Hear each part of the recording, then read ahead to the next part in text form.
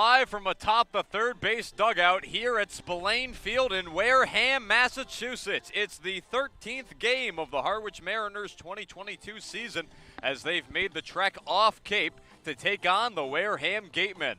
Good afternoon, folks, and welcome inside the broadcast booth. Tim Foley and Devin Dobick along with you as we get set for two here today from beautiful Spillane Field. Two 7-inning games on tap. First set to take place here at 4 o'clock Eastern Standard Time as the Gatemen now take the field, and the second one to start at about 6:30. And so it's set to be a long day of baseball here off Cape, but it should be an exciting one for the Mariners as they look to get back in the win column after a 4-1 loss last night, Devin, in which they did not look too good. Yeah, tough one. They had 6 hits, were only able to stretch across 1 run. They did commit an error as well, but they got a quality start from Santucci, and after that just couldn't provide the offense in order to escape with a win. They had a big one out in Katuitt to hand them their first loss, but had trouble following it back up. You got a Wareham team with 4 wins coming into today and a chance to pick up 2 now against them in one day. And at the end of the day, you could be tied for first. That's the crazy thing about the East Division. Just 4 points separating YD at 14 and the Mariners at 10. It is a close race in the East. We'll talk about the standings as the broadcast moves along. In the meantime, let's introduce the Harwich Mariners starting lineup. Batting leadoff, the second baseman, David Smith. Batting second, the right fielder, Tommy Seidel. Batting third, the shortstop, Nick Goodwin. Batting fourth, cleanup, the first baseman, Joe Vitrano. Batting fifth, the third baseman, Kenny Lavari. Batting sixth, the designated hitter, Ryan McCarty. Batting seventh, a familiar face to Mariners fans from last season, Chris Newell. He's out in center field. Matt Gassetti's going to be the catcher here today. He's batting 8th. And batting 9th, another familiar face for the Mariners. It's going to be the left fielder out of UNC Greensboro, Press Kavanaugh. Kavanaugh returning, as is Newell here today. 2 returners from last season. Danny Wilkinson in the bullpen, another returner for the Mariners. Should be interesting to see what those guys add on as the season moves along. We'll talk about them a bit more as the game progresses. In the meantime, set on the mound to deliver the first pitch is Michael Sansone. He stares in as the man in David Smith approaches the batter's box. And as Van Halen continues to serenade us here from Spillane Field, they look back toward the press box and they finally cut the music. So we are set to play ball here. David Smith steps in and Sansone holds the glove in his right hand. He'll be throwing with the left, delivers a first pitch. That is across for a strike, and the count opens at 0-1. Let's introduce this Wareham defense for you. The outfield from left to right looks like this. Hogan Windish is out in left. Ty Evans in center. Alan Rodens in right. Derek Fabian's over at third. Blake Wright's at short. Jack Hausinger is at second as this ball's going to be hit out into left field by David Smith. It is a leadoff single for Smith, his first in the Cape Cod Baseball League, as we quickly cap off the rest of the defense for Wareham. Max Anderson's at first. Peter Burns is doing the catching for Sansone. Nice piece for David Smith there. The first pitch he saw yesterday, he lined over to the shortstop and Ritter and was robbed of a base hit. Finally is able to jump on Sansone for his first CCBL hit. And so it is Sansone here today out of Fairfield University as the lefty makes a pickoff move back over toward first base. We've talked about it a little bit in previous broadcasts as Tommy Seidel stands in now, the righty.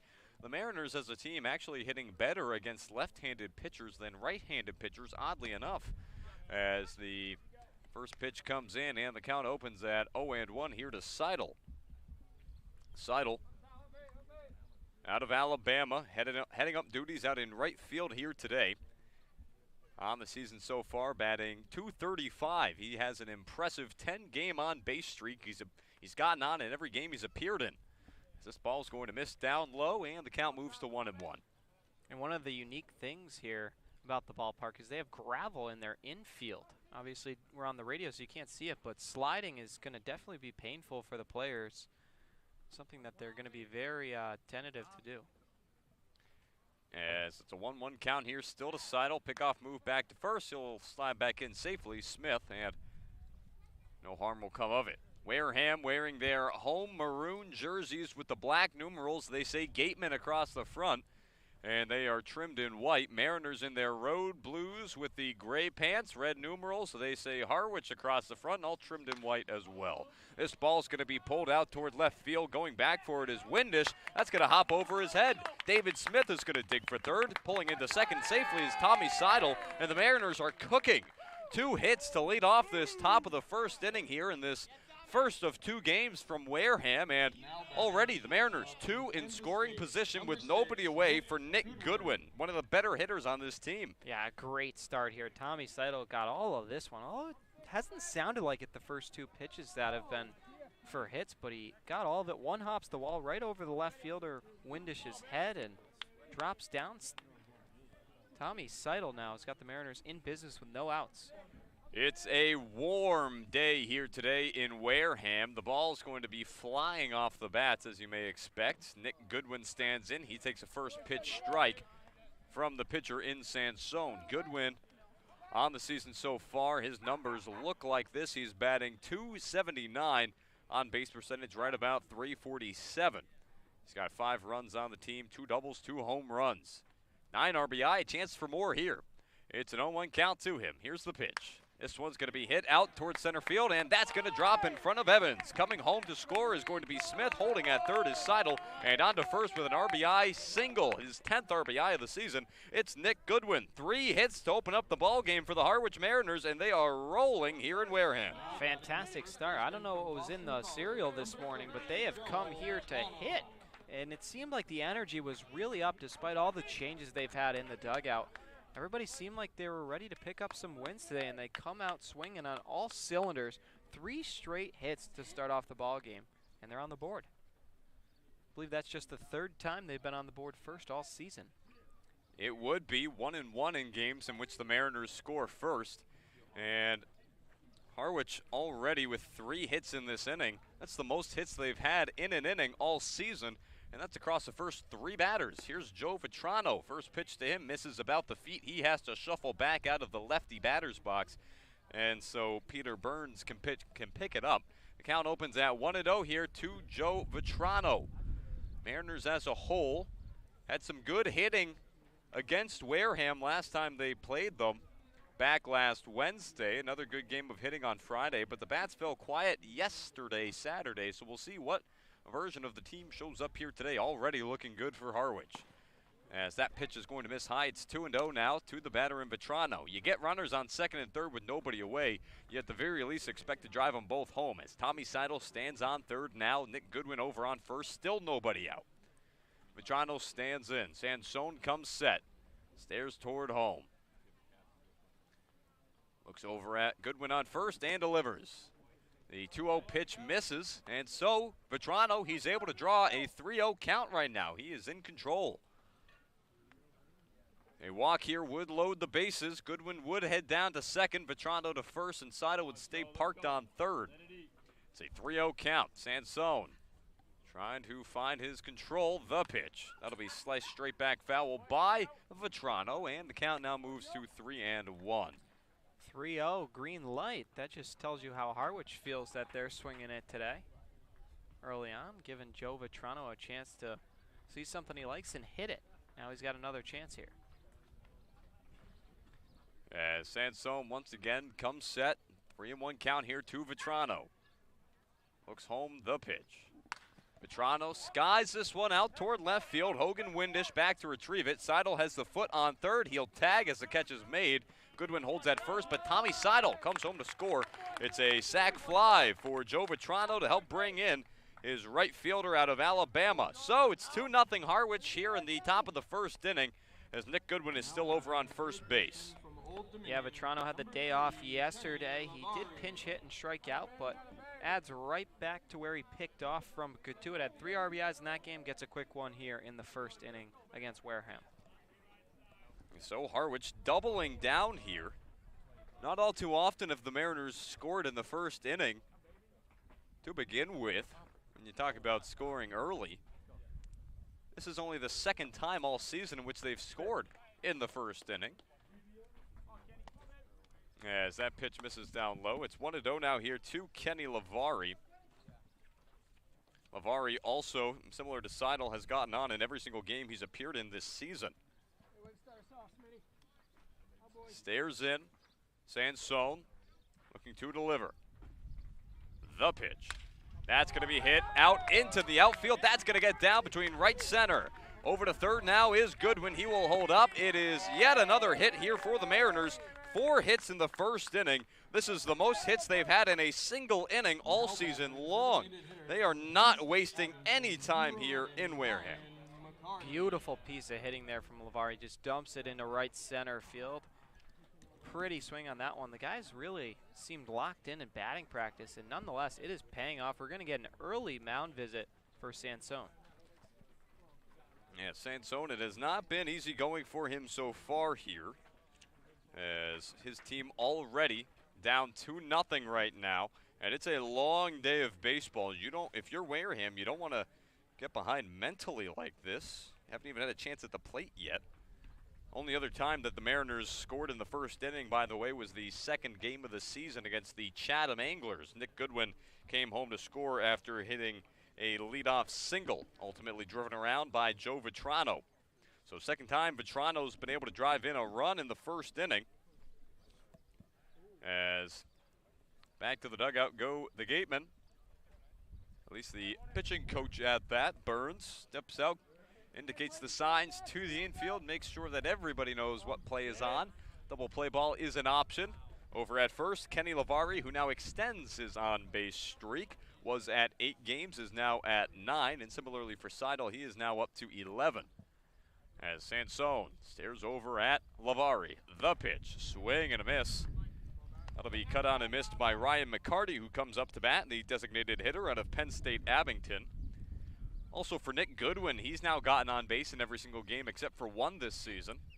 So a couple of Mariners who have just been consistent, to say the least, here for Harwich early in the year, just past the quarter mark now. The next pitch skips in the dirt, blocked nicely by Peter Burns, and the count moves to 1-1. Yeah, nice block there. You don't want Goodwin to get a free ticket home. Double play is still in effect, so you can get out of this inning with the damage minimized to 2. Huge big-time play for Burns there. McCarty stands in. Sansone comes set. The pitch. It's going to be chopped on the ground right down the first base line. Is that going to be fair? No, it will be foul. It was just rolling down that line. The lines here at Spillane Field, rather interesting down the gravel pads, I guess you could say, the base pads.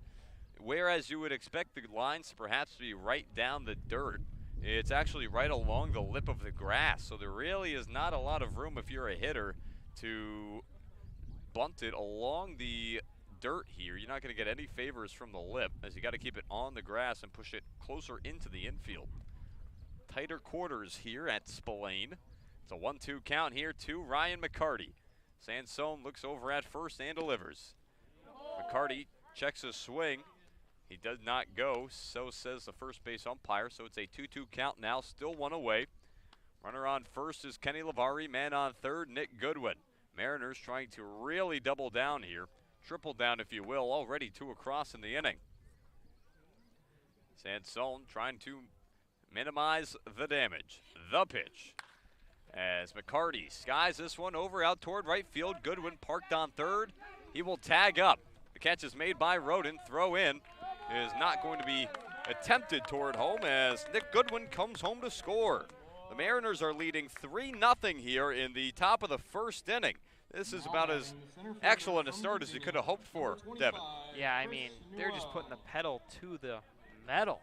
Everything that they're doing has been positive thus far. Even the 2 outs have been productive outs. Sack flies to both left and right field.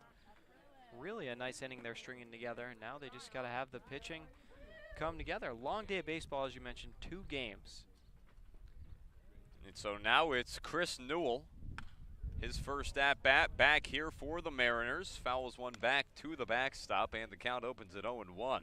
Was a great piece for the Mariners last year. Both he and Kavanaugh, who are in this bottom third of the lineup, really acted as 2 leadoff hitters. Just both of them were able to get on base at such an unbelievable clip. Really impressive to see. As this ball is going to be fouled back, that will go beyond the high school here. Wareham High School right behind us. And so, Newell will try once again. It's an 0-2 count to him here. Sansone a pitch away from getting out of the inning. Over on third still is Kenny Lavari. He was unable to tag up on the fly ball over to right field as Alan Roden made the catch. The 0-2 pitch is on the way. That misses up high. It's 1-2 now. Wareham defensively, fielding percentage of right about .976. That's tied for third in the Cape Cod Baseball League. Relatively solid team defensively, at least comparatively across the league. Sansone comes set. Holds on, still has the glove about chest height, stares over at Lavari, and the pitch. Swing and a miss, strike three. Down goes Chris Newell in his return to the Cape Cod Baseball League. But the Mariners bring across three. It's 3-0 Harwich as we head to the bottom of the first inning of this 7-inning ball game. We'll be back in a minute. You're listening to the Harwich Mariners YouTube Network.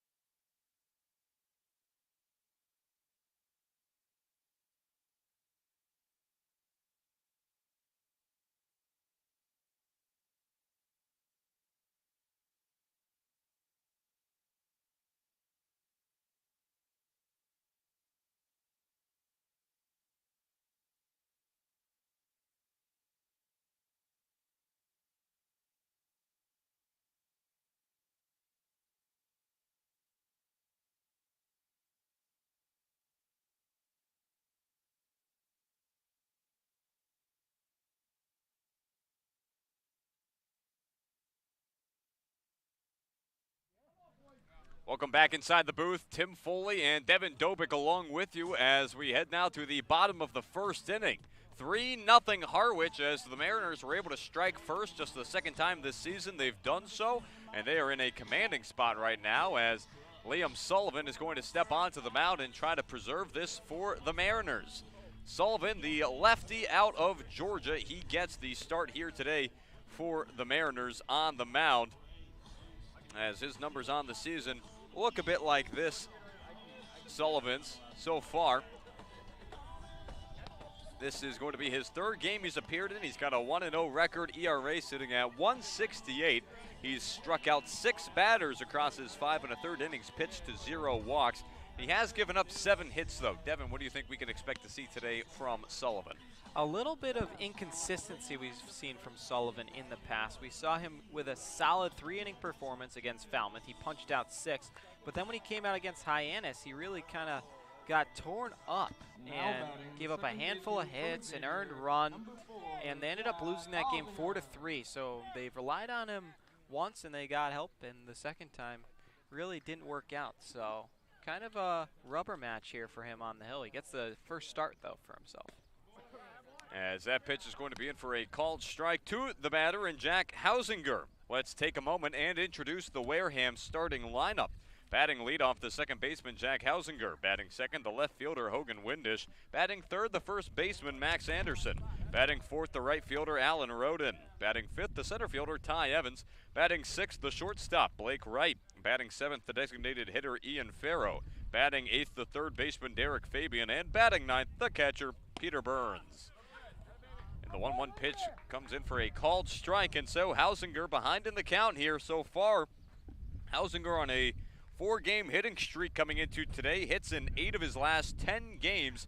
He's been swinging it well for Wareham this season, and he is in the leadoff spot. Here's the 1-2 to him. Did he go? Third base umpire says no, sir, and so we'll do it again. It's a 2-2 count now. Yeah, Hausinger is on base percentage is up with the best of the best, hovering around 470, 480. He's really had a sensational season getting on base for the Gatemen, and he's hitting .324. As the 2-2 pitch comes in from Sullivan, that skips in the dirt. And we'll do it again now, 3-2 from Sullivan. A hot day out here. You have to think perhaps Sullivan better acclimated. Of course, used to pitching down in Georgia for his collegiate ball. Here's the 3-2 pitch. Swing and a miss, strike three. Fanned on by Hausinger as Sullivan was able to blow it by him. A very impressive put-away pitch as he's able to retire the first batter he faces. Yeah, big strikeout there. Get the confidence rolling. I believe he gave up a leadoff hit in his second outing, and then it was all downhill from there. So the fact that he's able to get that first strikeout against a very prolific guy at getting on base is huge to start his outing. So this brings up the left fielder, Hogan Windish. Windish, the righty, swings and misses at the first pitch from Sullivan, and he's behind here, 0-1. Windish, similar to Hausinger, on a hit streak of his own. A 5-game hit streak, also on a 2-game multi-hit streak as well. So another batter for the Gateman who has been swinging the ball, or seeing the ball well and swinging the bat well. It's a 1-1 count to him here. And this is a Wareham team that we talked about it a little bit earlier. 4-7-1 right now. They're in the basement in the West. But don't be deceived. They have some excellent bats as this one's hit a one-hopper right over to Nick Goodwin. Throw on to first is in time to Vetrano, and there's now 2 away. Nice play by Goodwin there. Snares it on a hop. Quick play. Got to him quickly, but he takes his time, sets his feet, and a beautiful throw over to first base. Out number 2. And you got the gravel here today. We've talked about it. Feels like the ball's really going to skip off of it. It is effectively just shredded rock in the infield. But you can see it just really skipped right into the glove of Goodwin. This ball's hit on the ground. 2-hopper, snared by Lavari, spins, throws onto first, and Kenny Lavari, how about it? Highlight reel throw as he's able to make the spin, loses the hat, shows off the headband in the process, and is able to record the final out of the inning. Score it 5-3 to retire Max Anderson and end the first inning of play. We head now to the top of the second inning. Mariners up by 3, looking to add on a few more when we return. Don't go too far. You are listening to the Harwich Mariners YouTube network.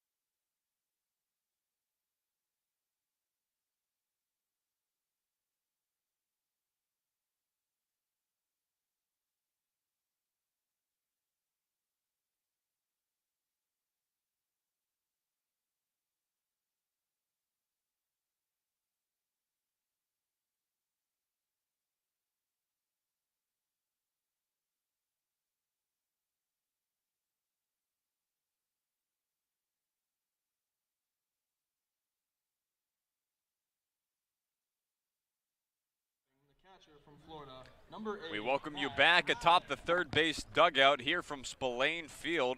The Raptor cage, effectively, we find ourselves in here.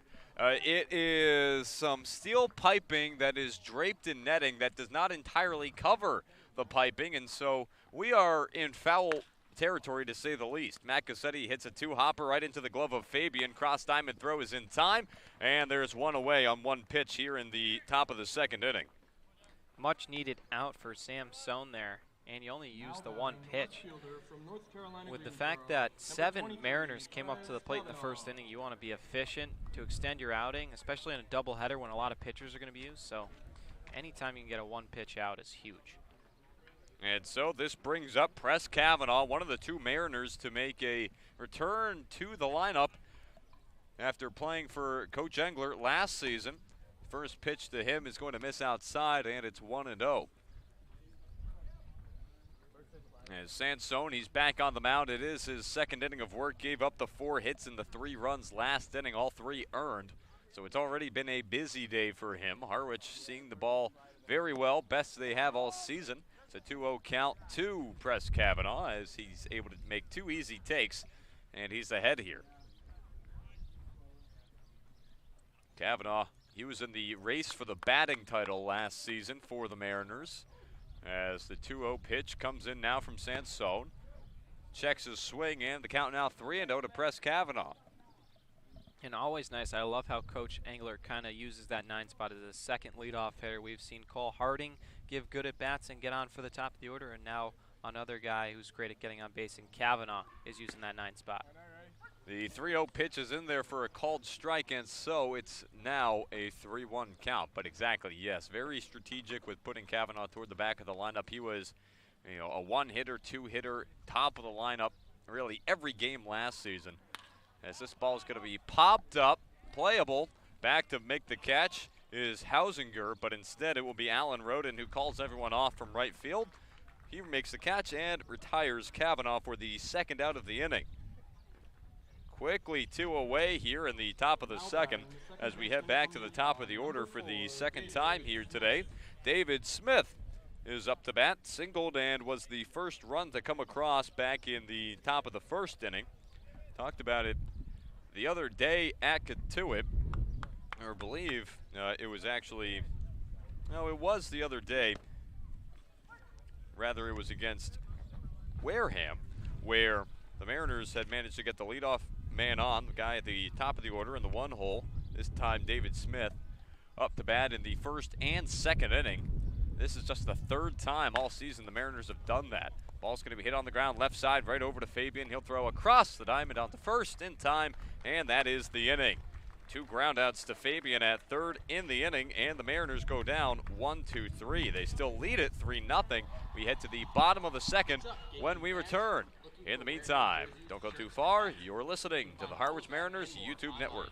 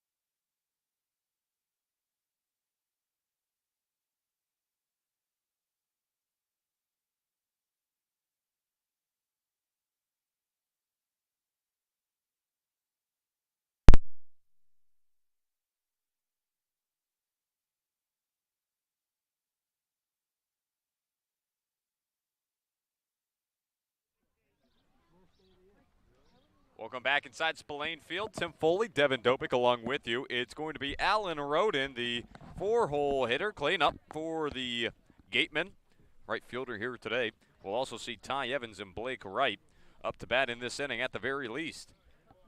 Liam Sullivan climbs back onto the mound. He is ahead in the count now, 1-0, as he's able to deliver the first pitch strike in there. Sullivan, a very smooth first inning of work, struck out the first batter he faced in Jack Hausinger, and then got a couple of groundouts to the left side of the infield, including some stellar defense from Kenny Lavari. This ball is going to be pushed opposite field. Press Kavanaugh takes about 2.5 steps to his right and makes the catch, and so there's 1 away. Perfect. Liam Sullivan, four down to start. Starting to settle in nicely. And when you have that run support, it makes your starting experience so much easier because you go in more relaxed, less stress, not a high-pressure situation. 3-run cushion is great to start off. He's rolling through them right now. And you get the feeling, too, that as he delivers the first pitch to the batter in Evans for a called strike, as he's starting here today, this is the first start of the season he's had, that he's more comfortable in this starting spot. We know that at Georgia this past season, he was a starter, started 12 games, all 12 he appeared in for the Bulldogs as the 0-1 pitch is fouled off by Evans. It's now 0-2. ERA of 4.62, struck out 51 to 20 walks. Did give up 50 hits, but even still, he's just familiar with the routine he has as a starter. The 0-2, that misses up high, and the count now is 1-2. And it really makes a difference for a pitcher. Yeah, he's got to be thrilled and just trying to build off that. But Evans going to be his biggest test. Got 2 on him, but Evans coming off a 3-for-4 game. The 1-2, swung on down in the dirt. Gassetti tags him as he drops it. So there's now 2 down. That's the second out of the inning. Second strikeout as well for Liam Sullivan. This will bring up the shortstop in Blake Wright. Right now on a 5-game hitless streak. He has been struggling for the Gatemen. 6 strikeouts to go along with it. Has not exactly looked good in the box for Wareham. As first pitch is going to be in for a called strike. Sullivan doing an excellent job getting ahead in counts 0-1. I believe all 3 at-bats this inning we saw him get ahead 0-1. It's an 0-1 count currently here to the batter in Blake Wright. The pitch. That's going to be swung on and missed right back into the glove of Gassetti. And so now Sullivan a pitch away from getting through his first two smoothly here. It's an 0-2 count, 2 away. Nice crowd rolling into Spillane Field, ready to take in 2 here today in Wareham. As Sullivan holds the glove about head height, brings it down to the waist and delivers. Swing and a miss, strike 3. Liam Sullivan struts back to his dugout as it's 6 up, 6 down. Down go the Gatemen. It's still 3-0 Harwich. We head to the top of the 3rd. We'll be back with more in a minute. You're listening to the Harwich Mariners YouTube Network.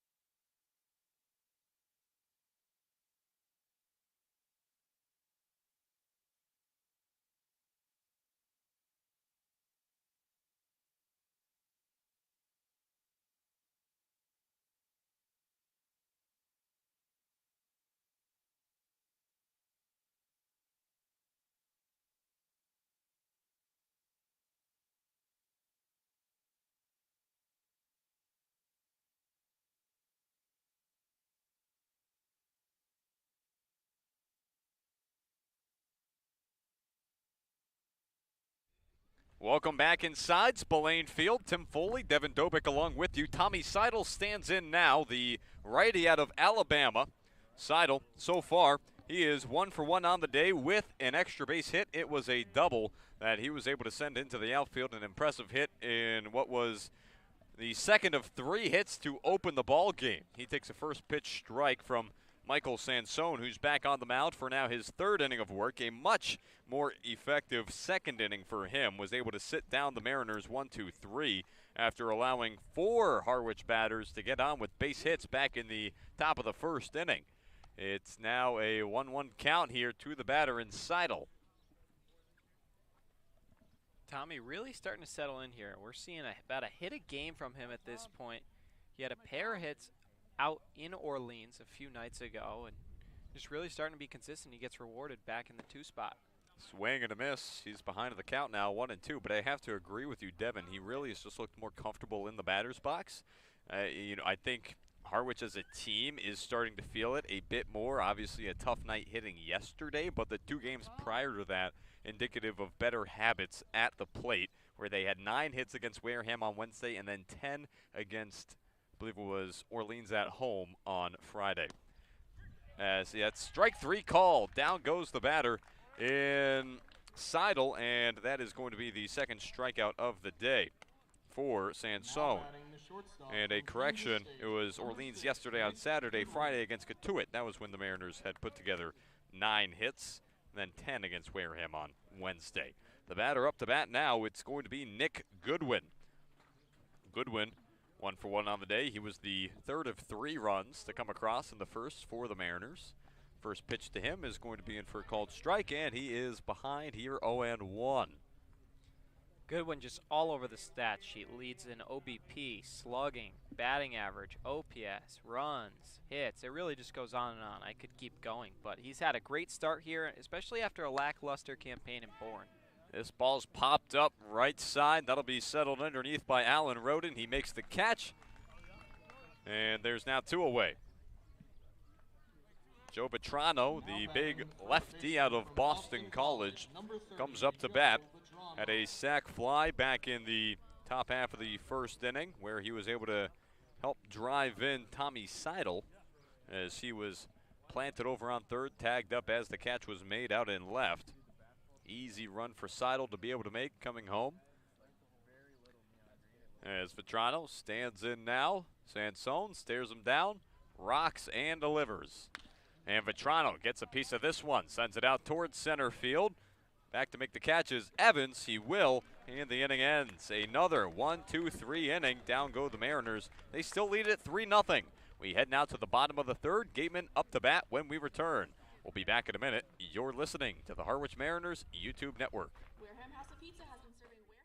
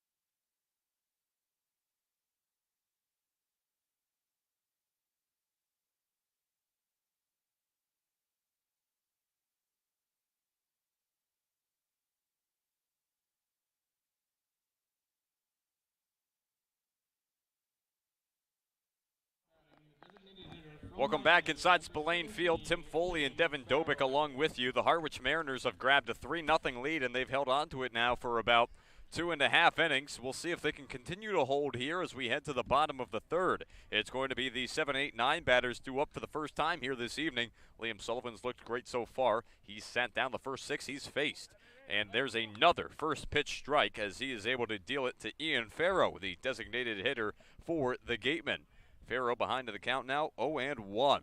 Sullivan holds the glove about waist high, brings it up to his head, rocks and delivers. Swing and a miss, 0-2 now to the batter in Farrow. Yeah, Farrow coming off an off day for himself, but he played in all 58 games in 2022 for FGCU and hit .322. As Sullivan, the pitch. That'll be foul tipped. Just staying alive is Ian Farrow. Harwich coming into today, team ERA of .355. Not the best in the Cape Cod Baseball League. That's good for 7th in the league. But Wareham, on the other hand, one of the few teams that is worse than them to this point, as the 0-2 pitch misses outside. 1-2 now. It is 10th in the season, or 10th in the league, Wareham's ERA at 4.27. And already the Mariners have been able to jump on them early. So we'll see what comes of it and what could be a busy day at the plate, but not right now for Wareham as Ian Farrow goes down swinging. That's the 4th strikeout in 2 1/3 innings for Liam Sullivan. He is absolutely shoving right now. Came to play, and maybe it's like you said, Tim, the weather. He's familiar with it down in Georgia. It's nice and warm. He's feeling much better other than, you know, mid to low 60s over at White House Field. So I'm cold, for crying out loud, when it's mid to low 60s, and we're from Massachusetts. That's effectively summer weather already. As the first pitch to the next batter, and Derek Fabian comes in. That misses down low for a first pitch ball. Not too many of those we've seen from Liam Sullivan. It is a day of doubleheaders across the Cape Cod Baseball League as the 1-0 comes in from Sullivan. Big swing and a miss from Fabian. It's 1-1. Falmouth is taking the trip out to YD. Brewster is hosting Bourne. Chatham is at Hyannis. Cotuit is at Orleans. And, of course, the Mariners find themselves here at Spillane Field. Every series a doubleheader here today as another big swing and a miss from Derek Fabian. And Wareham, they have been swinging at a lot but not finding anything. All 4 strikeouts so far have been swinging. 4 of the 7 outs have been strikeouts swinging as Sullivan looking for strikeout number 5 if he can find it here. The pitch. That'll miss down low. Gassetti holds it right between the legs, and the count evens out at 2-2. And for Fabian, just 11 at-bats on the season. He's got a pair of hits. Both of them came against lefties, though, so a favorable matchup for him. Staring in now, Sullivan, the pitch. That'll be chopped back foul, and the count remains at 2-2 here to the batter in Fabian. He's had a pretty good game down at third base for Wareham already. 6'4", but only 190 pounds. Not a lot to him, but he's able to hold down the hot corner. Third baseman out of Florida. Teammate of Gassetti who stands behind him at home. This ball's going to be pushed out to right field. Seidel striding back. Cannot make the catch. Hops out of his glove as he dives to the ground. Seidel's going to whip it into second, but pulling up safely is Derek Fabian. It's the first hit of the ball game for the Gatemen as they now have a man on second with 1 away. I thought for a second Tommy was going to make this play. A full extension going all the way ranging to his left. Lays out and it just hits him in the pocket and jumps out. A very tough play to make for an outfielder. But it will be the first hit surrendered by Sullivan. Nice piece of contact for Derek Fabian, trying to get his club going. And so this brings up the catcher, Peter Burns. Stands in from the lefty batter's box. Sullivan delivers the first pitch, and it's a first pitch strike as you may have expected. And the count opens at 0-1.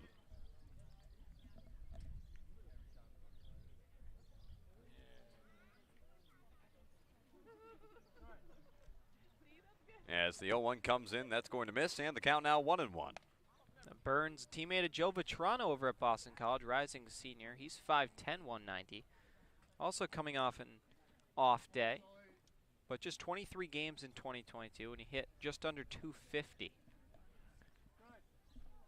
Sullivan stares back towards second, delivers the 1-1. That's in for a strike, and the count now 1-2. Again, 4 strikeouts already on the day for Liam Sullivan. He's ahead in the count here, 1-2. Could be 5 for him if he is able to place this next pitch where he'd like it. Season high for him is 6. Had that in his first outing of the season against Falmouth, the home opener. Swing and a miss in the dirt.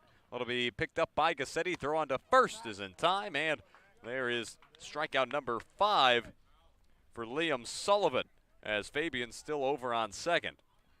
Back to the top of the order, it's going to be Jack Hausinger, who was the first strikeout victim for Liam Sullivan here today. Struck out swinging to open up the home half of the first inning. First time that the lineup card is flipped over. He's faced just one more than the minimum now. First pitch comes in. That's got some heat on it. Comes in and is a strike, 0-1. No radar here, but you can tell that thing was cooking as Liam Sullivan. A lot of momentum coming downhill 6'6", 245 is Sullivan. He's got a lot of momentum behind every single pitch as it's 1-1 here now as the 0-1 misses high. Yeah, Hausinger, that rare combination of power and patience. He had 16 home runs for Xavier last season, also drew 47 walks across 60 games he played in. The 1-1 pitch is checked, does not go around. Hausinger now ahead in the count, 2-1. Have not seen Sullivan fall behind all too often. It is a 2-1 count here to the batter in Hausinger. Still on second right now is Derek Fabian. Wind is blowing out toward left right now.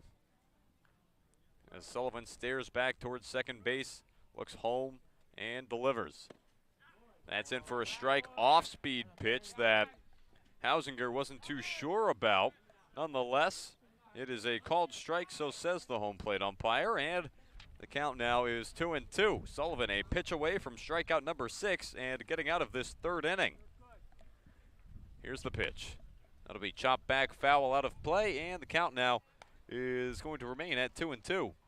Good battle we got here, power on power. Sullivan loves pumping the gun, going to his fastball, and Hausinger, a guy who loves to get on base.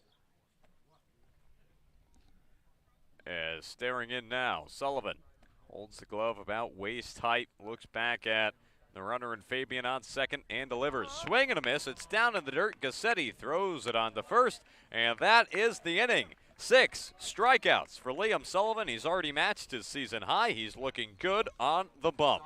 Matt Gassetti helping him out on a couple of these throwouts, the first as well. We head to the top of the fourth inning. Mariners back up to bat when we return. Don't go too far. You're listening to the Harwich Mariners YouTube network.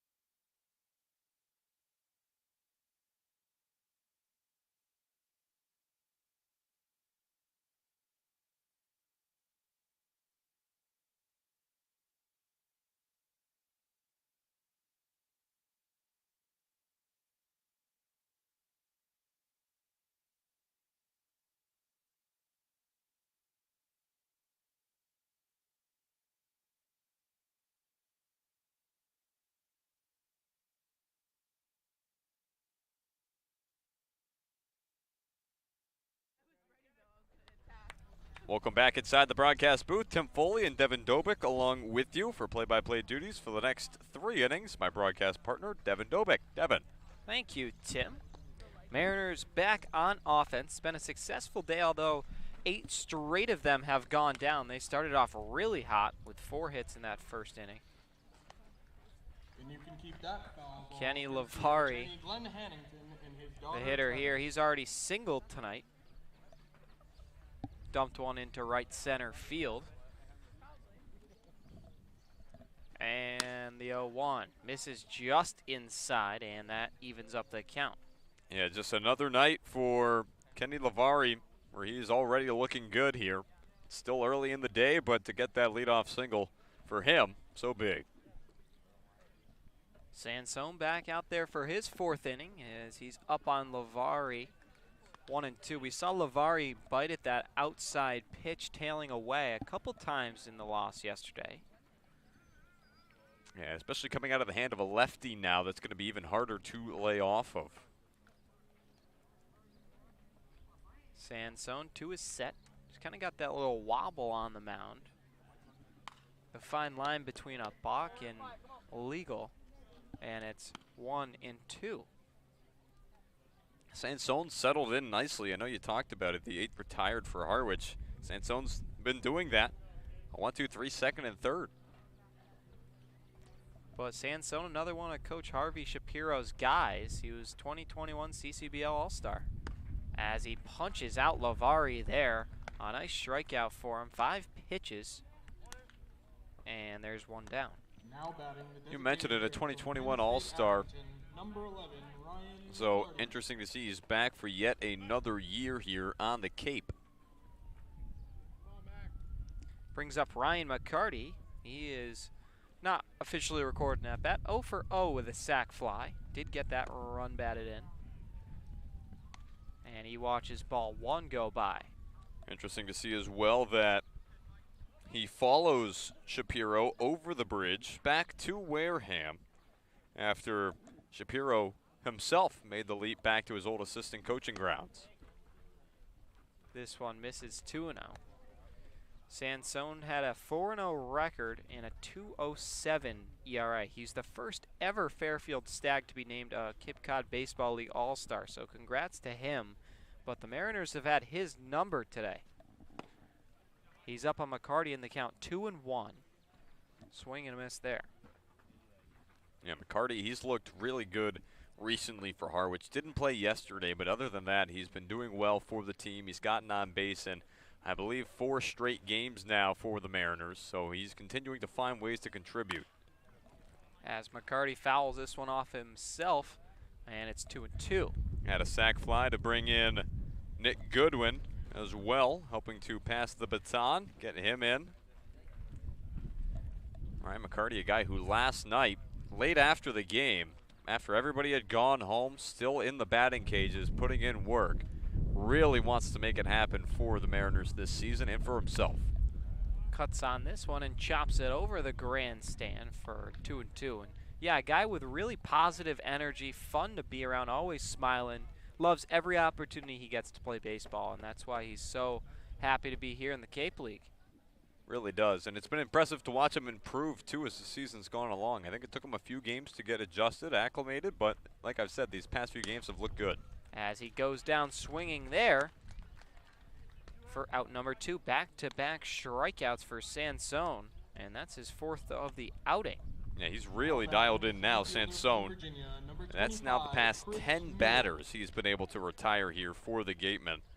Fortunately enough for Harwich, you've already done your damage. They've run into streaks where pitchers have been able to just lock them down, but so important that they've managed to get some runs on the board first here so that they can really try to get this going defensively and keep Wareham off the board in a shorter game. Chris Newell will climb in with 2 outs, trying to start something. He's struck out swinging, one of the 4 punch-outs for Sansone.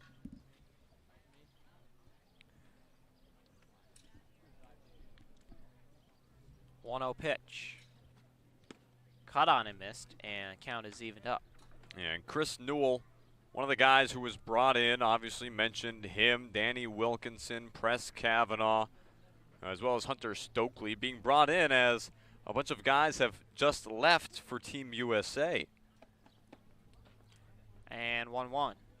Cut on and missed, and yeah, there will be Jonathan Santucci, Brock Wilkin, Jaden Woods. Help me out. Gino Groover as well as Jake Geloff.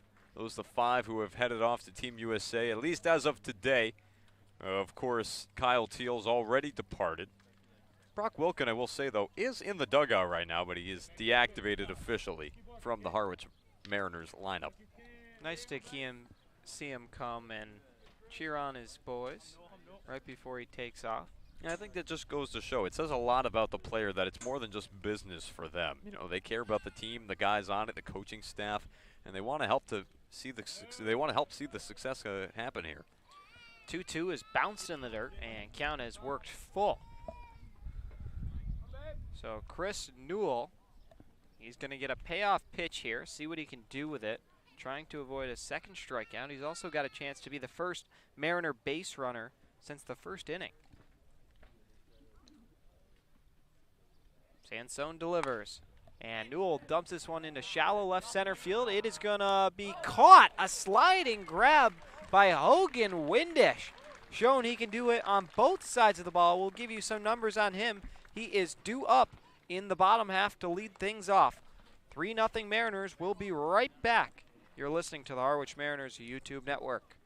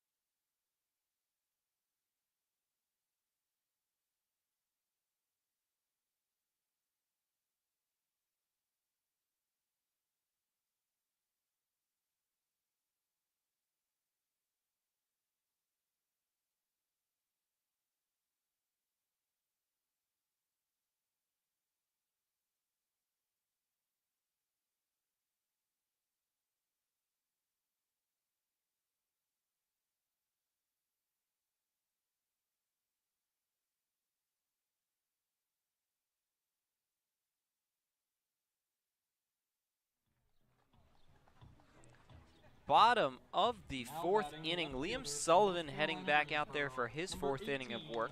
He's faced just 10 batters and surrendered just 1 hit. And it was lucky to be a hit as Tommy Seidel almost made a Player of the Year web gem.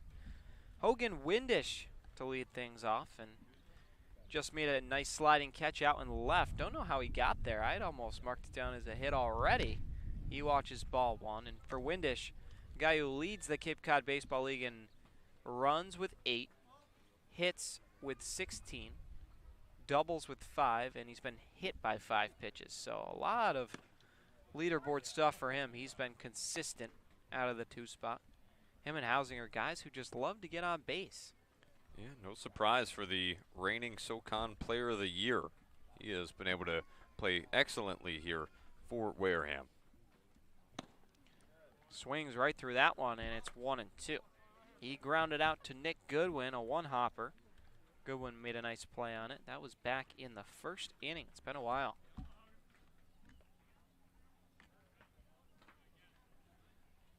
And the pitch. Bounced in the dirt. That has been the pitch that Sullivan's been going to get people to chase, though. He's gotten It's worked. a handful of strikeouts on that breaking ball in the dirt. I think we have, yes, 3 K2 threes that have gone over to first from being pitches in the dirt. As count is loaded full to Windish. Yeah, full props to Gassetti, too. He's been doing a nice job behind home helping to support Sullivan with those pitches that have been so effective in putting away batters. Payoff. Lined into left field for a base hit. Windish adds to his lead with 17th hit of the season. That is good for the league high.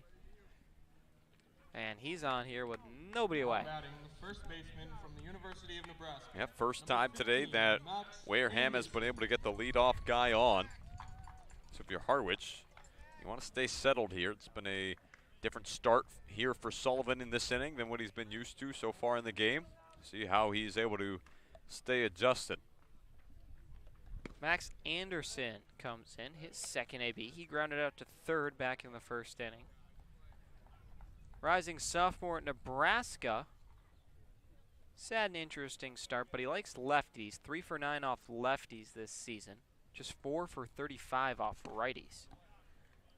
So the split is definitely one to notice, and lucky for him, Sullivan a lefty as it's 0-2.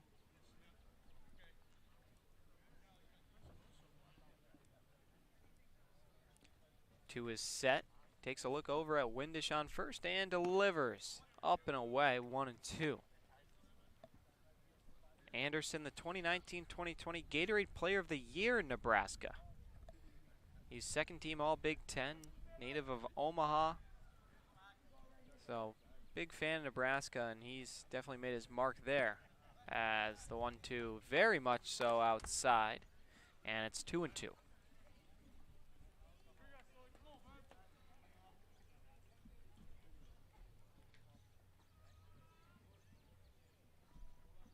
Takes another look over at Windish, kicks and fires. Up and away again. Gassetti has to go up for it. And it's now a full count. Credit to Anderson, he's been able to work it full.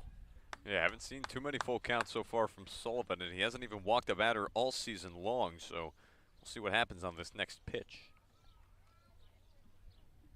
Payoff. Swung on and missed. He got him. Big strikeout for Liam Sullivan, and a nice first out. He doesn't give up and able to prevail with a nice K there. Yeah, his 7th of the game, and once again, it's that off-speed pitch that he has working for him. Didn't quite bounce in the dirt like he's been used to it doing, but it was slow enough that he was able to get Anderson out ahead of it for a very nice swing and a miss to come back after allowing that leadoff single. Alan Roden, the batter now, in the left-hand side for the Gateman, and he chops this one over to the left for strike one. And Sullivan, similar to a lot of guys on this staff who've been used as starters, has only been used mostly as a reliever this season, so now his longest start in the Cape League. He's up to 3 1/3. It was previously 3 complete innings.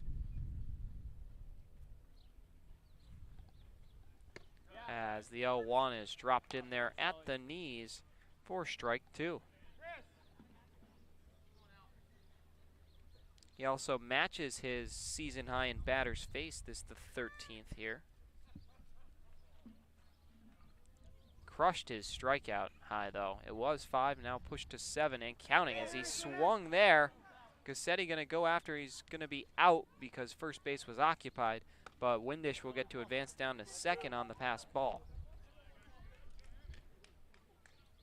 Not all these strikeouts have been easily playable by Gassetti, but he's doing his best back there behind home. And Sullivan is just continuing to lock it down here. 8 now. Yeah, he is really shoved. Came in with a 1.68 ERA, and that is just getting lower and lower. 2 outs, and this is flipped into shallow right field. Going out is Smith. He misran it. Seidel's going to get it. Here comes the throw home. Gassetti's got it. The tag is there. They got him. Windish gun down at the plate. Tommy Seidel, his 3rd outfield assist in the last 3 games. He has been sensational, and the side is retired. So the Gatemen threaten, but they don't cash in. We take a quick break and go to the 5th inning. You're listening to the Harwich Mariners YouTube network.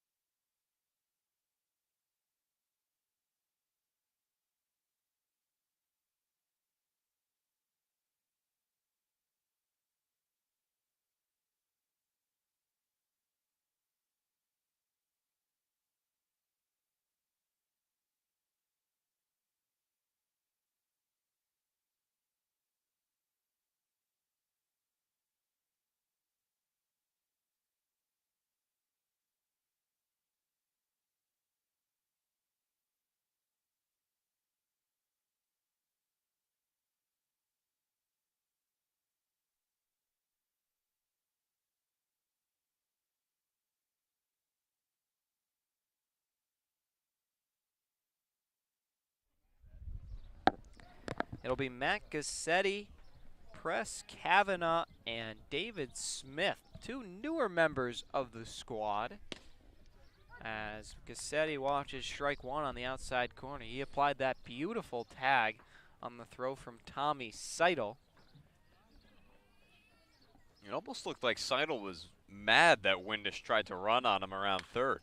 As Gassetti grounds this one, diving stop by Hausinger, and he fires on to first base for out number one. Nice play by the Xavier second baseman, snares it and gets the out. We've seen some excellent defense in this game here today on both sides. Of course, Seidel's play just then. The nice diving catch that was made by the left fielder in Windisch to end the fourth inning. And then it looked like for a brief moment that Jack Hausinger had lost traction over at second base there. So he was full extension trying to reel that one in, and he did to get the first out of the inning. Press Kavanaugh climbs in. He's flied out to right already. He pops this one up over towards third, and it's pulled in easily by by Blake Wright for out number two. Yeah, and it is Sansone who's back out once again for the Gatemen. So already rolling again here for the Gatemen. That is now going to be 13 straight batters that have been retired for Harwich. From UConn, number 4, David Smith. David Smith will climb in. He's the last life in the Mariner fifth, and Coach Englert's going to talk some things over with him. We've seen this a few times this season now from Coach Englert. Not all too often. I don't think last year in my season covering the Mariners we saw it once.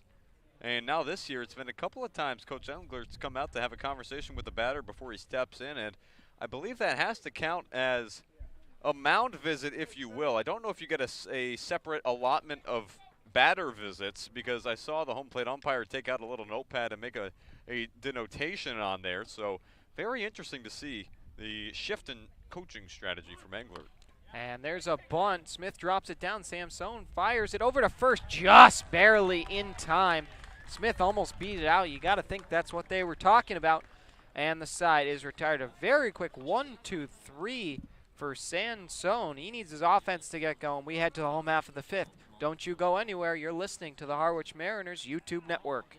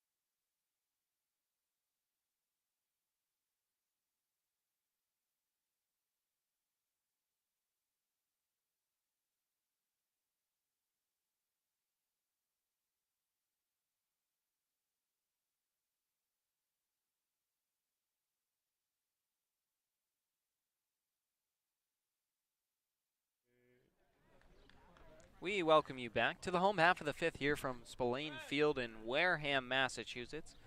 Up above the third base dugout, the Mariner dugout, giving you the action here. As first pitch from Liam Sullivan is upstairs for a ball. Blake Wright, the batter. And yes, Liam Sullivan back out there for inning number 5 of work.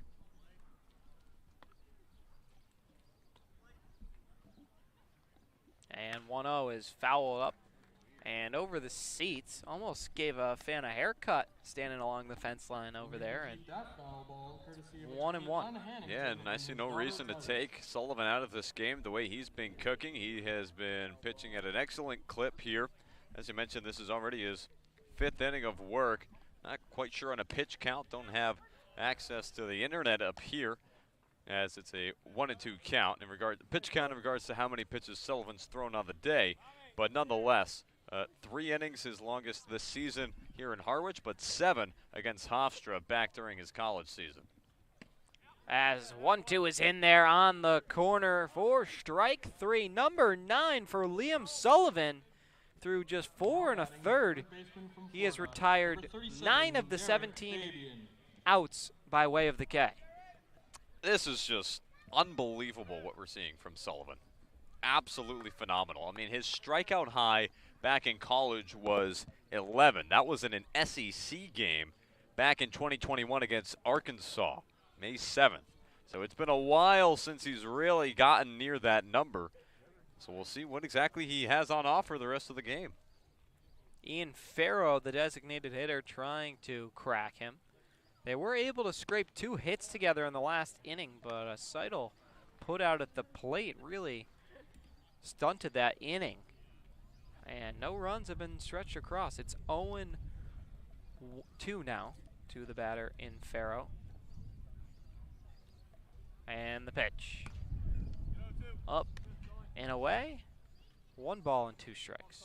Farrow has already punched out to Sullivan. That was back in the 3rd inning. The pitch bounced in the dirt, and it's 2 balls and 2 strikes. Tried to go back to that off-speed pitch that's been bouncing right at home plate that batters just have not been able to lay off of for one reason or another. But Ian Farrow, already a strikeout victim to him here today. He's seen that one before, and he has a better read on it this time around. 2 balls, 2 strikes. And Sullivan, this is chopped over towards us, and we'll do it again. But congrats to Ian Farrow. Just announced his transfer over to the University of Miami in Florida. He'll be with Gage Zeal down there next season. As count is 2-2.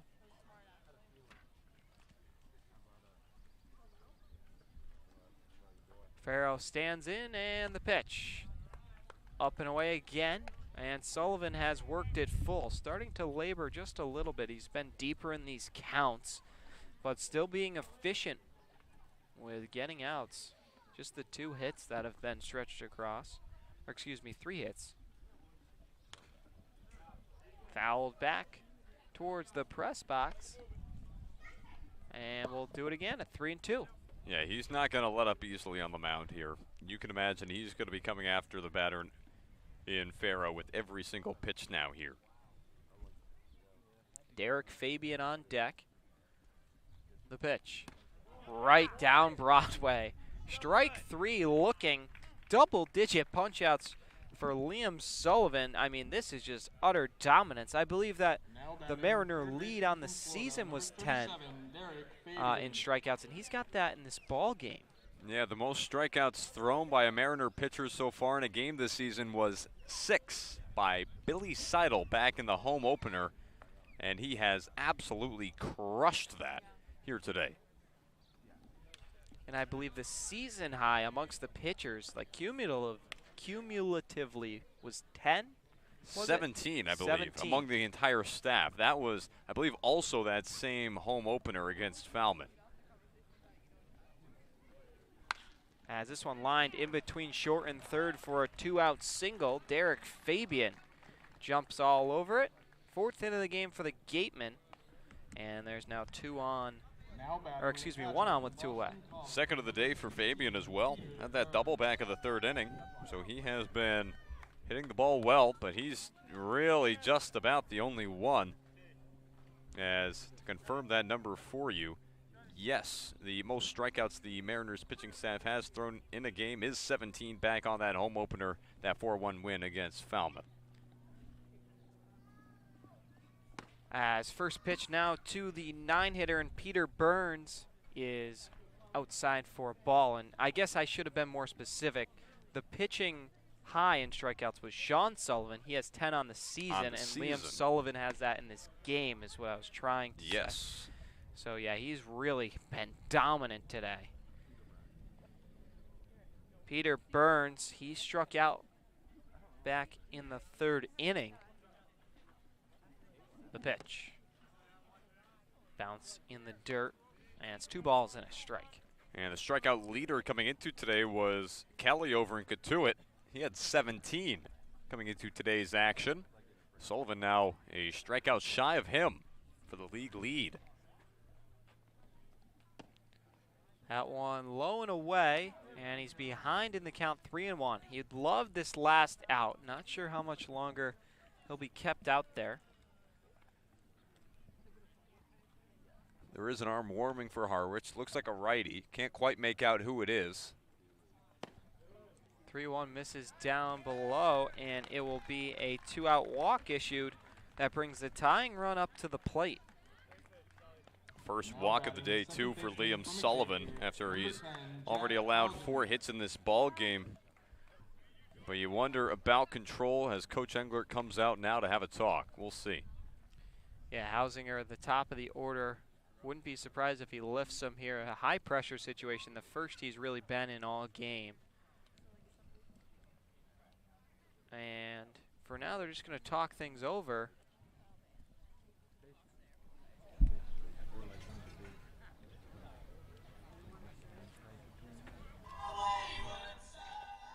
Yeah, they're just discussing it right now. Looks like Sullivan is going to hang out there. Gets a few glove taps from his teammates. So Coach Englert, biggest decision he's made thus far in the ball game. He's going to stick with his starter against a good hitter in Hausinger. He has punched out twice at the hands of Sullivan tonight. I think the message there just had to have been reassuring Sullivan that all he needs is to focus on this last batter. And after this point, you have to imagine his day is going to be done. I would have to agree with you, and I think the only reason that Coach Englert not going to the bullpen right immediately is because it would be a righty on lefty if you go to the bullpen. You got a right-handed wing in your bullpen. Sullivan a lefty, and Hausinger's splits with righties versus lefties are astronomical. Is that one a weird hop?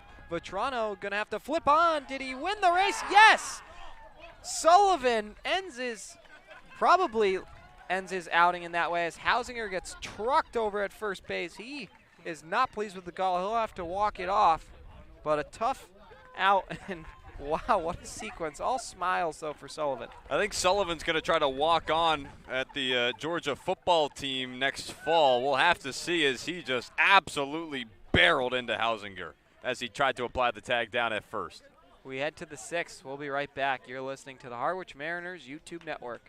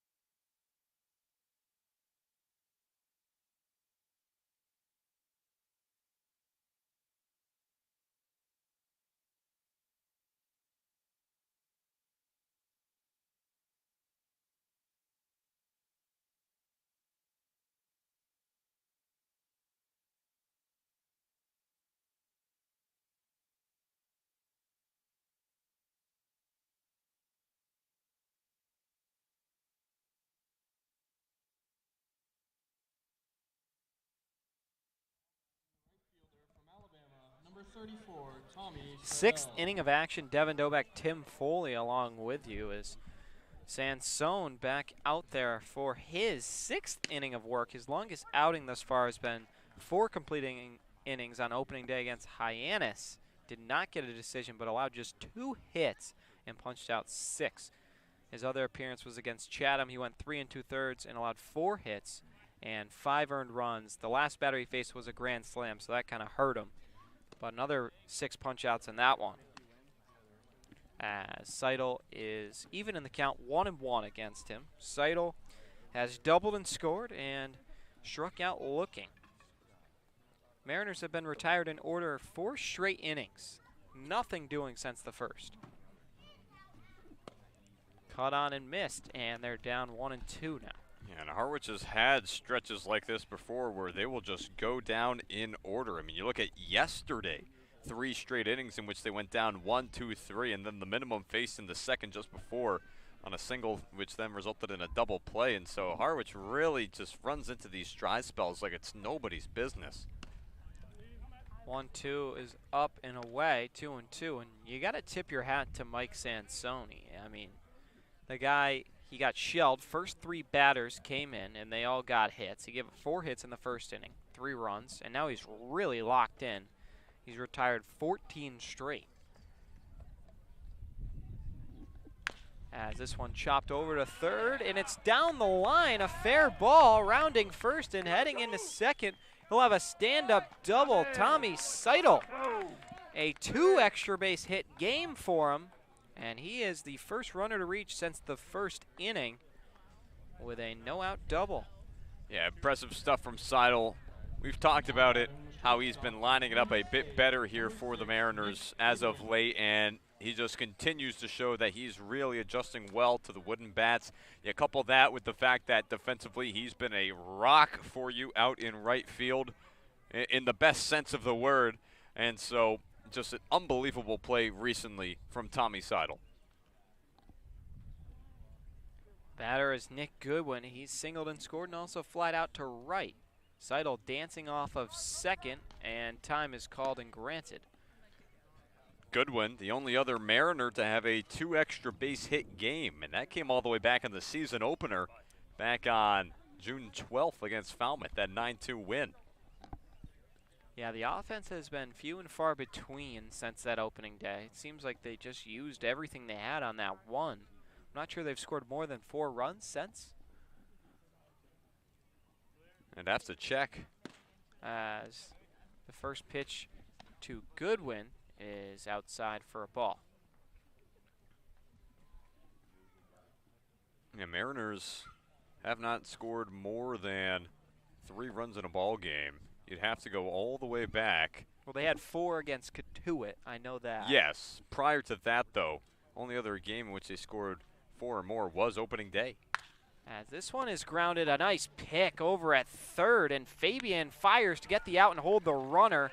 He has been solid over there at third base on the short hop, picks it clean, and gets a big out, number 1 for his pitcher. Yeah, that was a really impressive pick over by Fabian at third base. And the thing with this gravel, too, it plays a bit differently, but he's been here, he's familiar with it. So as you put it, Devin, right on the short hop, a very clean pick, able to whip it onto first in time. Joe Vetrano will climb in. He does have an RBI today, but he's 0 for 1 with a fly out to center, and he's got the sac fly as well. This is his 3rd plate appearance. And pitch to Vetrano. Huge swing and a miss. Wanted all of it, got none of it, and it's 0-1. Yeah, Vetrano, a guy who has also been finding his swing a bit recently. Had the sac fly earlier, but still otherwise has not been able to get on base here. Had that big fly back against Katuitt, in which he was able to help the Mariners win the game. Seidel really playing some mind games over at second, as Sansone whips that one in the dirt to make it 1-1. Yeah, you get on second early. Gives you a lot of freedom to dance around, do some antics, as you've put it, Devin. Cause some mayhem over there. Vetrano was putting him over the fence and right out in batting practice. Let's see if he can connect with one here. Pitch. cut on and foul back towards the press box. Got a few Wareham interns to flinch, but nonetheless, it is a 1-2 count.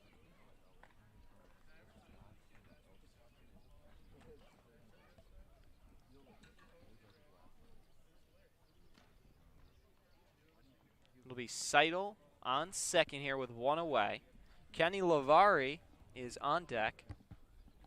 Barring a crazy double play, he'll get to hit as Vetrano stays alive, chops that one back in towards the high school. It's 1-2. Doesn't feel like we've seen a lot of long at-bats in this game. A couple from Sullivan as he was ending his outing, or at least we suspect, as he came out at the, as the fifth inning was ending. But other than that, it's been either early strikeouts or a lot of ground outs, flyouts early in counts. 1-2 coming to the Boston College Eagle. There goes Seidel, and the throw will be in time. He is out at third, but Vetrano hangs in there as I believe a ball issued. It's 2-2. Seidel leads the ball club with 4 stolen bases, but he'll get caught for the second time this season. He's 67% now. I mean, you like the idea there if you're Harwich. You don't want to be content with a 3-run lead that you've been sitting on for now about 4 innings here. And so the idea to try to scratch more across, manufacture some offense, perhaps make it easier for Vetrano to try to bring you home, or perhaps try to prey on a wild pitch or pass ball as well. 2-2 is swung on and missed. Down goes Vetrano, so it's a weird makeshift 1-2-3 inning for Sansone. He's gone 6 full and been pretty great since the first inning. We'll take a quick break and bring you the bottom half on the other side. Don't go anywhere. You're listening to the Harwich Mariners YouTube network.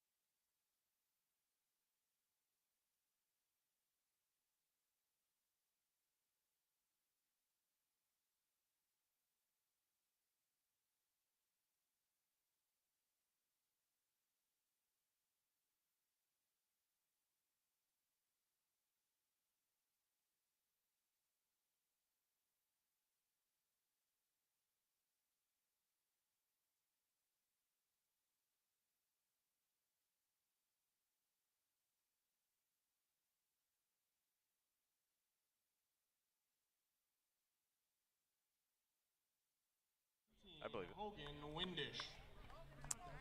Hogan Windish will lead things off. 2-3-4 for the Wareham Gatemen. It's called to the bullpen. The birthday boy, Zane Probst, comes in. Just turned 20 today, June 26, 2002 he was born. So happy birthday to Zane. And first pitch he throws is popped up. Joe Vetrano battling the sun. He's under it and pulls it in. Nice play by Vetrano there. Quickly one away for Zane Probst. That was a last-second adjustment by Vetrano. As you said, Devin, battling the sun. He's got the sunglasses on, the big first baseman glove, trying to block out as much as the sun as he could. And even still, he had to take a leap back right at the last moment. He was able to have it drop right into his glove, and from there, made the catch, but interesting over at first. Could have been something. Max Anderson, the batter. He's 0 for 2 with a ground out to third and a strikeout. And the line for Probst, this his 4th appearance of the season for Harwich. He's been nothing short of great. He's thrown 4 2/3 innings, struck out 7, walked just 3, and no earned runs allowed with the 6 hits he's surrendered. So ERA is still at 0. That, of course, tied for the ball club high. And he is pumping it right now as well. That was some hair on that last one to find the zone at 1 and 2 now. Anderson trying to give the Gateman some life as a breaking ball misses away, and it's 2 and 2. I mean, how big would it be for this Harwich team that's been struggling as of late to pick up wins to find one here in the first game of this doubleheader? Yeah, plenty of time as this one is chopped into right field. Seidel's going to take a shot at first. The throw just late. Wow, that would have been something. And he almost smelled it coming, how quickly that came in. But it'll be a 1-out single for Anderson. Perhaps a throw that's a bit more online, and maybe Vetrano has a chance at it. Couldn't really stretch out for it. Had to sort of receive it with the body as it had skipped in the dirt. Wanted to make sure he got in front of it instead of allowing potential extra bases for Anderson. Nonetheless, a good effort from Seidel, who's really been solid out there in right field for the Mariners. Bat boys, I guess sunbathing over there. The coach has to come out and get the bat. As count is 1-0 now to the batter. And Alan Roden, he's 0 for 2 with a fly out to left and a strikeout. Things have cooled off a bit here. Still is sun-tanning weather, I would say. Yeah, it doesn't feel like there's a dragon breathing on your neck anymore. As good pickoff attempt by Zane Probst, but back in there safely is Anderson. Yeah, that was pretty close, very close over at first base. And while usually you'd see the brown dust stains as you slide into first, the jersey of Anderson's all gray. As this one flipped into shallow left field, gonna be trouble, and it falls in right in the Bermuda Triangle, and then a nice heads-up play out there by Kavanaugh to run it in. No one was covering third as Lavari and Goodwin went chasing after it, but placed perfectly. And it'll be 2 on now with 1 out for Ty Evans. Yeah, Wareham's just finding ways to get on base right now. Has not been fully conventional every at-bat they've had so far here, but you have runners on first and second now with 1 away, and the tying run now stands in. Evans on the day has struck out and singled. So he does have a hit. One of the few to get one on Sullivan.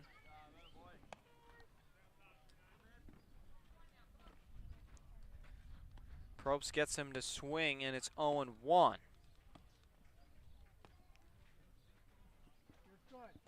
Takes a look over at the runner and pitches. This chopped over to Goodwin at short. He'll go to second for 1, on to first, but not in time. Vetrano has to come off the bag to avoid it getting by him. So it'll be a fielder's choice for Evans, and there's runner at the corners now with 2 away. I think it's a heads-up play by Vetrano to actually step off the bag. It feels like we've seen that a lot this season where a first baseman will overcommit to trying to make the stretch play, be the hero, and help end the inning. But instead, Vetrano steps off the bag and allows his team with a 3-run lead, 2 outs here in the bottom of the 6th to try and play some more defense instead of overextending and risking a run coming across to begin with. Max Anderson still not even home yet as he's parked on third. Not sure what's happening here as Harvey Shapiro has words, and the batter and Blake Wright just sprinted back to the dugout, and he looks to be taking off his things. Maybe we'll have a pinch hitter here. We'll see. Right on the day, over 2 with 2 strikeouts, but that was Liam Sullivan, and who wasn't striking out to him. Really confused as to what's going on here. I believe it will be a pinch hitter. Yes. Not sure on a number quite yet.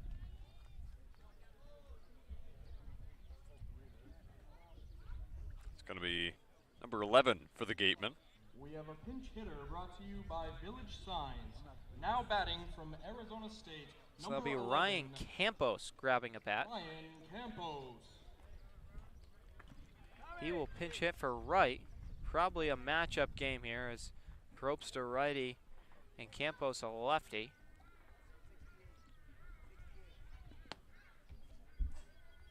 Two down, runners at the corners, and another high pressure spot for Harwich. Just a 7-inning matinee here, 5:35 Eastern time.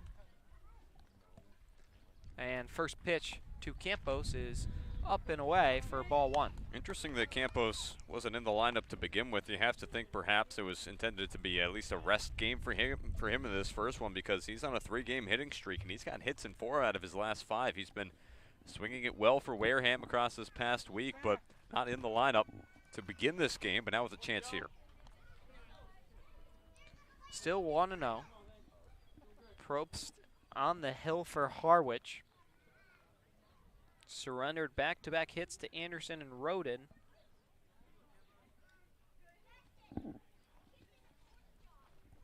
And runners at the corners now as he's down in the count 2-0. Yeah, a couple of high pitches here to open up this at-bat to Campos. Probst unable to keep it down to make it a little more enticing. I understand wanting to try to get him a chase after a high fastball, but Campos so far well disciplined.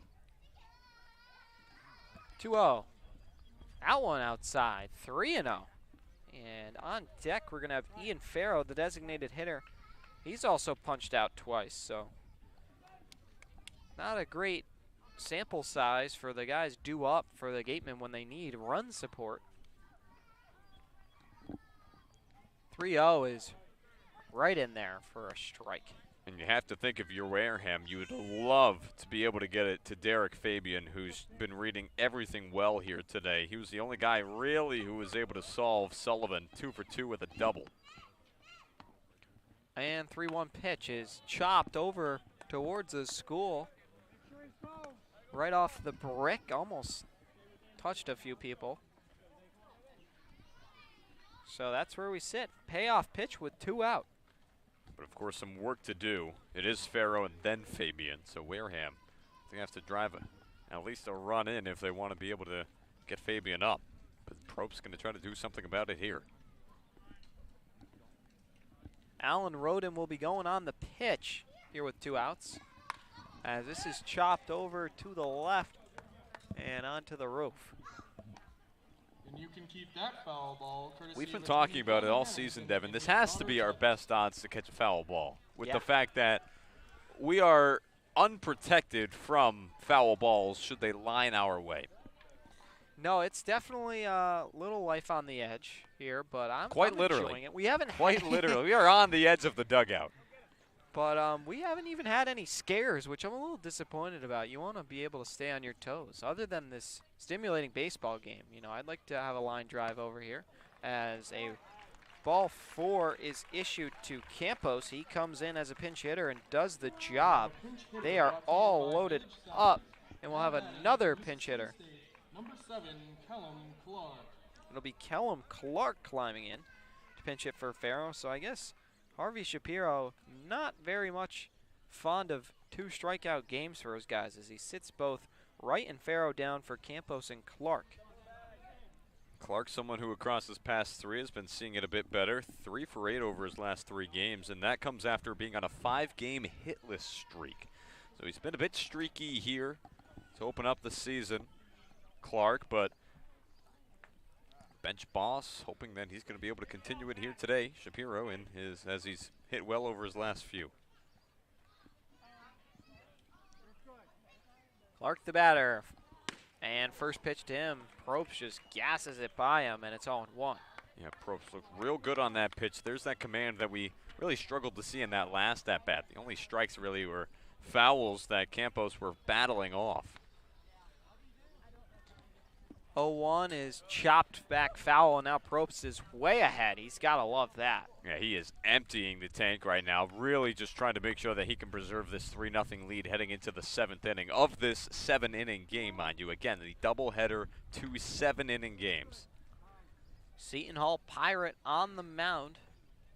Clark, a member of Mississippi State. The 0-2 misses away. And Clark, oddly enough, he represents the lead run for Wareham. If he can put one over the fence, what a swing that would be, of course. That's a bit of a stretch. But despite Harwich's early success, this game far from over. 1-2. And lifted out to deep left field, heading towards the foul pole, and snared by Press Kavanaugh.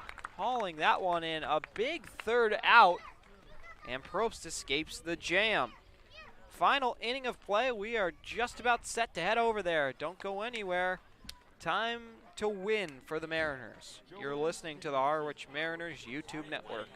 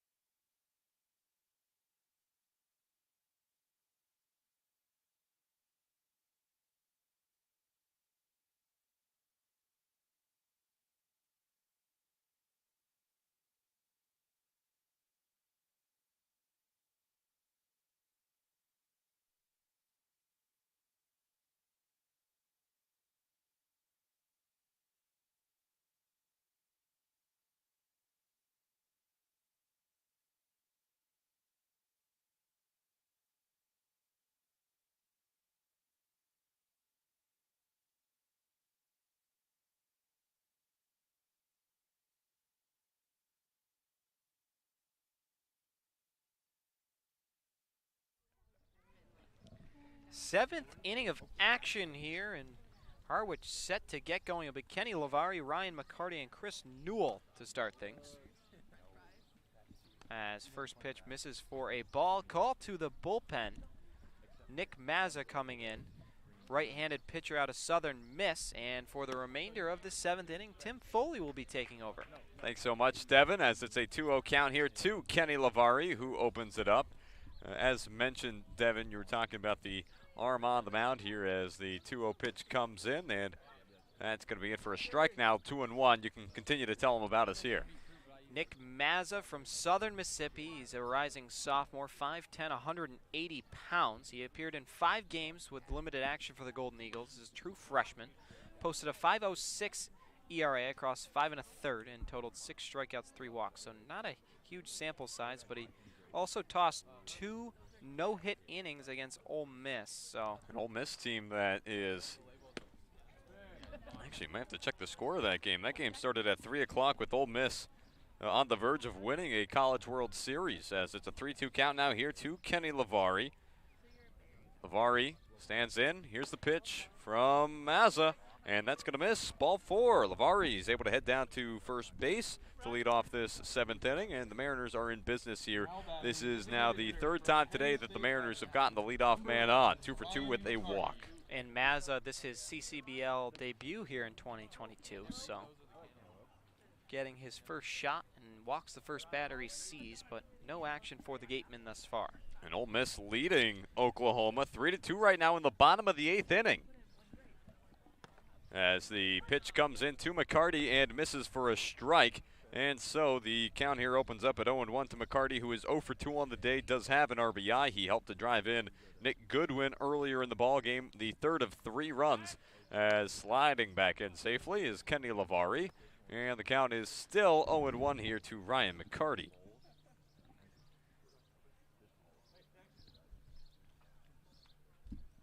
Mazza comes set on the mound and delivers. Swing and a miss from McCarty, and he's behind now 0-2. It was a really impressive day from Michael Sansone. Despite giving up the 3 runs to open up the ball game, he was then able to face the minimum across his next 5 innings pitched. Just unbelievable stuff from him, as he is in line for the loss. Down 3-0 right now are the Gatemen, but Ryan McCarty is rung up. Called strike 3, down he goes. That's the second time today he has struck out. That's the first strikeout of the game for Nick Mazza. Yeah, nice pitch there that just absolutely froze McCarty. Not much you can do there. And welcome to the Cape Cod League for Mazza. He gets his strikeout there, and now he's going to have to face a veteran in Chris Newell. So kind of opposite ends of the experience board here. As just a final recap on the line for Michael Sansone. 6 innings pitched, 5 hits, 3 earned runs, didn't walk a single body, and struck out 5. As Chris Newell chops one on the ground, that's going to hop over the first baseman for the Gatemen. Pulling up the third now is going to be Lavari, and the Mariners continue to hit here after what's been a dry spell across 5 innings of play right about. Did have a double back in the 6th inning from Tommy Seidel. Nothing came of it as he was caught stealing to end the 6th inning. But right now, it is, or not to end the 6th inning, rather to record the second out. But right now, Chris Newell has his first hit back with the Mariners this season. And there are runners on the corners here for Harwich for Matt Gassetti. Yeah, it's not how you do it, it's that you did it. As he chops one over the first baseman and Anderson's head there. Not the prettiest base hit, but he got the runner over to third in Lavari and still just 1 away. As the pitch comes in, that's going to be off the end of the bat, going back towards shallow center. Back to make the catch is going to be the shortstop for the Gatemen, and so there's now 2 away. There's been some defensive adjustments for the Gatemen in the infield. Nonetheless, the out is recorded, and there is now 2 down. Number 7, Press Kavanaugh comes up to bat now, trying to get on base for the first time today, as he is 0 for 2, as was Newell coming into his at-bat, and as was Gassetti coming into his. Sun starting to set here at the conclusion of game 1. Pickoff move back to first is not in time. Throw back to the mound. And so it is still a fresh count here to Press Kavanaugh, who awaits the first pitch. Kavanaugh stands in. Mazza stares in. The pitch.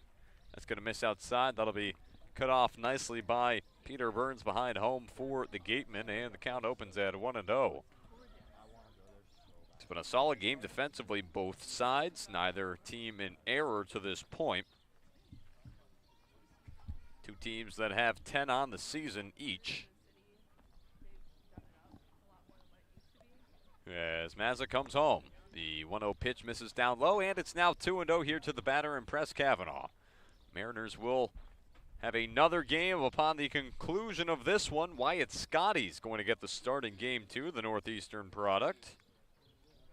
Should be exciting to see what Scotty has. That'll be his first outing in a bit.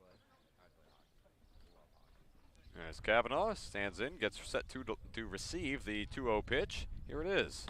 That'll miss up high, ball 3. Top of the order with David Smith on deck. Mariners would like to add one. You want to take a sizable lead going into the 9th. You never, or excuse me, the 7th rather. Never know what Wareham's capable of. We've seen them threaten a couple times here in the closing innings. And it's going to be Jonathan Brand out of Auburn, the starter for Wareham in game number 2, as the 3-0 pitch is in for a called strike. A hitter's count now to Press Kavanaugh, still trying to record his first hit of the ball game.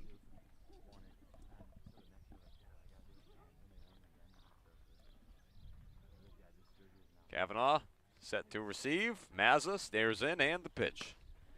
That's going to be in for a called strike. So, after the count ran to 3-0, Nick Mazza's done a nice job battling back. He's worked the count full, and Kavanaugh now going to have to be defensive.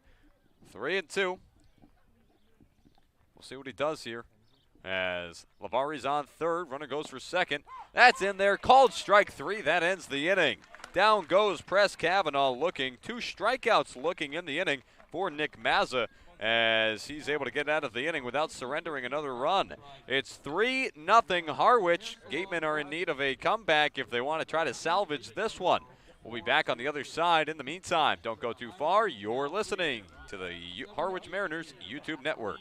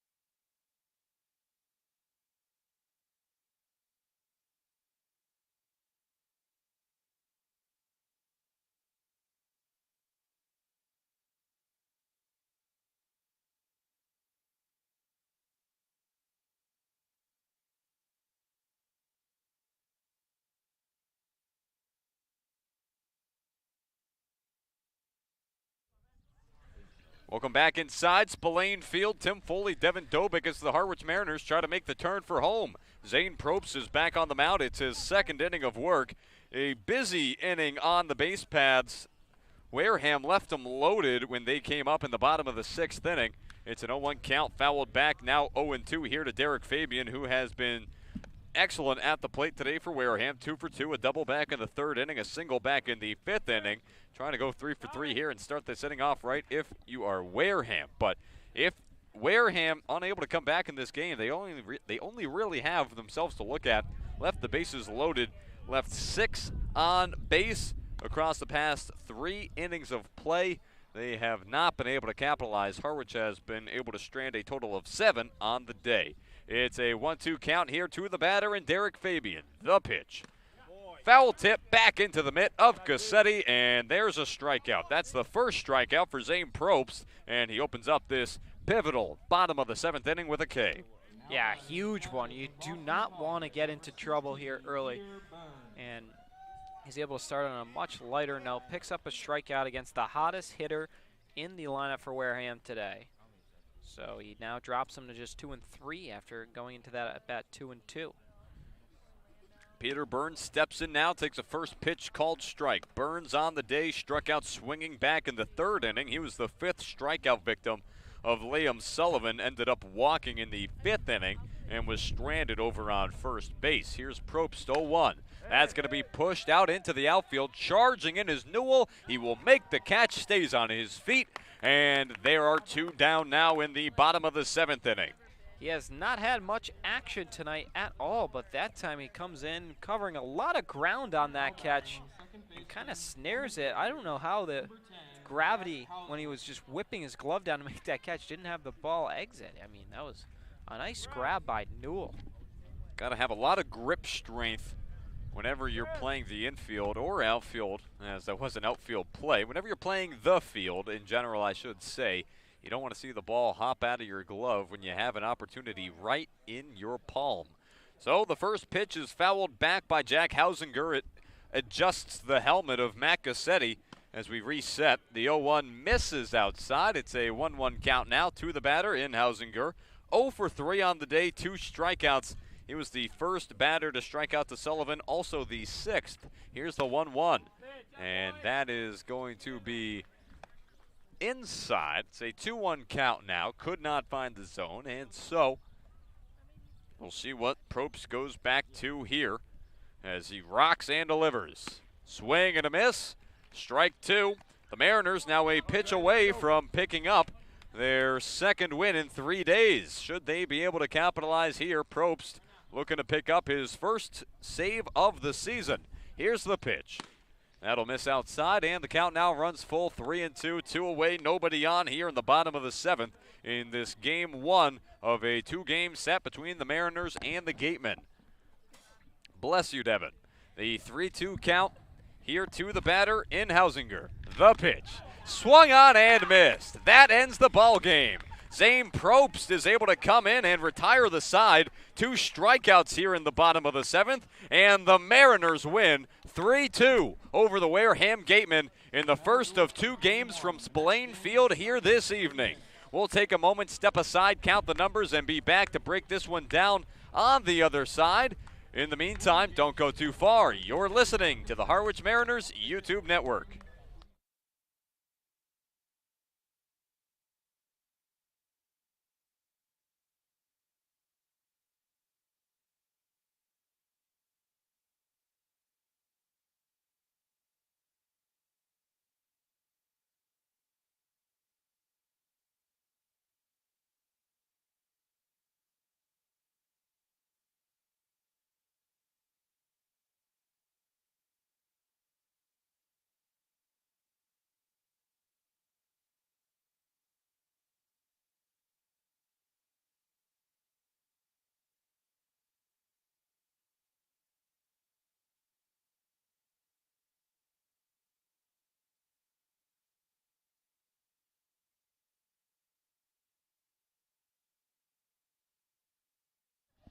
Welcome back inside the Harwich Mariners post-game show. A 3-0 victory for the Harwich Mariners over the Wareham Gatemen in Game 1 of this doubleheader from Spillane Field here this afternoon.